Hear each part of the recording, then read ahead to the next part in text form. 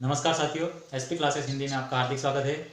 आज हम बात करने जा रहे हैं हिंदी साहित्य के इतिहास में डॉक्टर हजारी प्रसाद द्विवेदी के द्वारा क्या क्या भूमिका निभाई गई। हिंदी साहित्य के इतिहास लेखन में डॉक्टर हजारी प्रसाद द्विवेदी की क्या महत्वपूर्ण भूमिका रही। पिछले वीडियो में हमने कई सारे विद्वानों के द्वारा हिंदी साहित्य के इतिहास को कितने भागों में विभाजित किया, सबसे पहले हिंदी साहित्य का इतिहास किसने लिखा, और आचार्य रामचंद्र शुक्ल तक हमने उसका अध्ययन कर लिया था। डॉक्टर राम कुमार वर्मा की भी हमने पढ़ लिया था। अब आगे हम बात करने जा रहे हैं डॉक्टर हजारी प्रसाद द्विवेदी के द्वारा हिंदी साहित्य के इतिहास को कितने कालखंडों में विभाजित किया गया और उनके द्वारा क्या क्या महत्वपूर्ण पुस्तकें लिखी गई हिंदी साहित्य के इतिहास से संबंधित, उन बाबत हम आज चर्चा करेंगे। तो दोस्तों, पिछले जो भी वीडियो हमने दिए हैं हिंदी साहित्य के इतिहास से संबंधित, उसका लिंक मैंने डिस्क्रिप्शन में दे रखा है, तो वहां से आप देख सकते हैं। और क्रमबद्ध तरीके से हिंदी साहित्य के इतिहास को पढ़ते हुए आज हमारी 9वीं क्लास है, जिसको हम स्टार्ट करते हैं। चलिए, तो आचार्य रामचंद्र शुक्ल, डॉक्टर राम कुमार वर्मा, महत्वपूर्ण हिंदी साहित्य का इतिहास पढ़ लिया। अब हम बात करते हैं डॉक्टर हजारी प्रसाद द्विवेदी के अनुसार हिंदी साहित्य के इतिहास को कितने खंडों में विभाजित किया गया और उनसे संबंधित प्रमुख बातें और इनके मुख से निकले हुए कुछ ऐसे वचन जिनको हमें हिंदी साहित्य से संबंधित याद रखना अनिवार्य है। तो फिर चलिए इनके बारे में बात करते हैं। पहले इनका परिचय। इनका जन्म हुआ था 1907 में, इनकी मृत्यु हुई थी 1989 में, और छपरा बलिया यूपी में इनका जन्म माना जाता है। 1907 में छपरा बलिया यूपी में इनका जन्म हुआ था। और साहित्य के इतिहास से संबंधित इनकी प्रमुख रचनाएं कौन कौन सी हैं? साहित्य इतिहास से संबंधित प्रमुख रचनाएं, सबसे महत्वपूर्ण रचना हिंदी साहित्य की भूमिका, सबसे पहली रचना मानी जाती है हिंदी साहित्य की भूमिका। फिर है दूसरी हिंदी साहित्य उद्भव एवं विकास। फिर है हिंदी साहित्य का आदिकाल। हिंदी साहित्य की भूमिका, यह रचना उन्होंने लिखी थी 1940 में। फिर है, बात करते हैं अपन हिंदी साहित्य उद्भव एवं विकास, इसकी रचना उन्होंने लिखी थी, इसकी रचना उन्होंने 1952 में की थी। फिर तीसरी पुस्तक इनकी महत्वपूर्ण हिंदी साहित्य का आदिकाल, सन 1953 में उन्होंने इस रचना को लिखा था। फिर अब बात करते हैं हिंदी भाषा का काल विभाजन एवं नामकरण, किसके द्वारा? डॉक्टर हजारी प्रसाद द्विवेदी के द्वारा। तो उन्होंने हिंदी साहित्य के इतिहास को कुल 4 खंडों में विभाजित किया था। पहला, जिसका नाम रखा उन्होंने आदिकाल।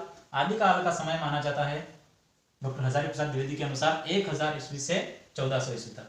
और सबसे महत्वपूर्ण बात आपको बताऊं कि इस आदिकाल का नामकरण भी इन्हीं के द्वारा किया गया था। आदिकाल का नामकरण किसके द्वारा किया गया? हजारी प्रसाद द्विवेदी के माध्यम। फिर दूसरा काल भक्ति काल। भक्ति काल का समय उन्होंने माना था 1400 से 1650 ईस्वी तक। फिर आता है रीतिकाल।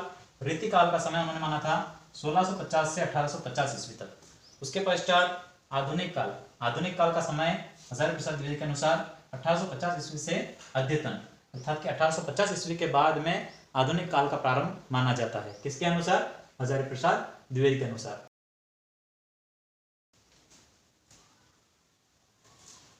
तो साथियों, अब बात करते हैं आचार्य हजारी प्रसाद द्विवेदी से संबंधित प्रमुख बातें जो हमें एग्जाम के तौर पर याद रखनी है। उनसे संबंधित क्या क्या, किस प्रकार के प्रश्न बनते हैं और क्या क्या प्रश्न पूछे जाते हैं, उन्हें हम याद रखेंगे। तो चलिए शुरू करते हैं। इनके विषय में हमें ध्यान रखना होगा कि आचार्य हजारी प्रसाद द्विवेदी जो थे, उन्होंने हिंदी साहित्य का पहला कवि किसको माना है? तो बहुत बार प्रश्न आ चुका है, आचार्य हजारी प्रसाद या फिर डॉक्टर हजारी प्रसाद द्विवेदी के अनुसार हिंदी साहित्य का पहला कवि कौन है, किसको माना है? तो अब्दुल रहमान को। हिंदी साहित्य का पहला कवि आचार्य हजारी प्रसाद द्विवेदी ने किसको माना है? अब्दुल रहमान को, डॉक्टर हजारी प्रसाद द्विवेदी के अनुसार। आदिकाल का नामकरण उन्होंने किया था। हमने पहले भी देखा कि जब काल विभाजन किया गया तो हिंदी साहित्य का प्रारंभिक काल, जिसको आदिकाल के नाम से जाना जाता है, तो यह जो आदिकाल नाम था, यह किसने सुझाया था? तो डॉक्टर हजारी प्रसाद द्विवेदी ने।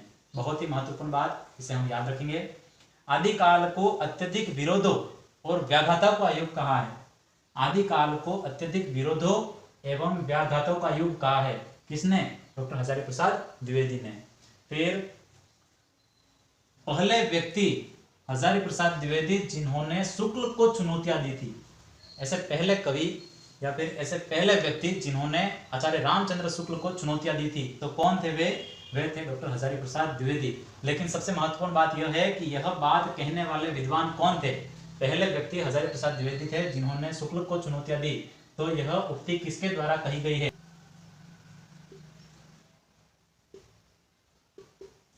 गणपति चंद्र गुप्त, गणपति चंद्र गुप्त महोदय के द्वारा यह उक्ति कही गई है।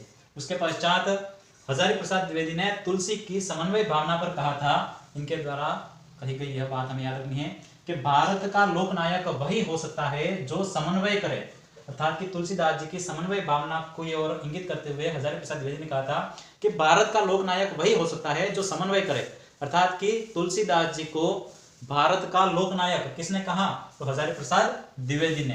तुलसीदास को हजारी प्रसाद द्विवेदी ने क्या किस नाम से पुकारा था या फिर क्या कर करके पुकारा था? तो भारत का लोकनायक, भारत का लोकनायक वही हो सकता है जो समन्वय करे।